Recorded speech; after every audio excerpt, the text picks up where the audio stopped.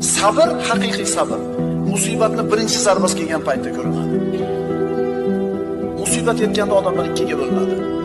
Sabirlarga, jazoga tusha olganlar. Bu ikkisi teng bo'ladimi?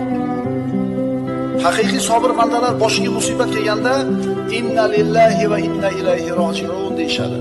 Albatta biz Allohnikimiz va albatta biz Parvardigorimizning huzuriga qaytib boramiz. Ikkinchi toifa esa, jazoga tusha olgan toifa esa, ey Robbim, nima uchun bunday qilding?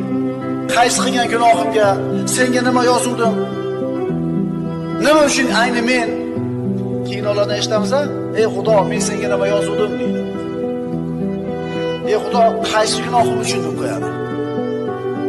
Agar seni qilayotgan gunohlaringga 10 tadan bittasiga 10 ta jazo berganida bir kun ham turmas eding.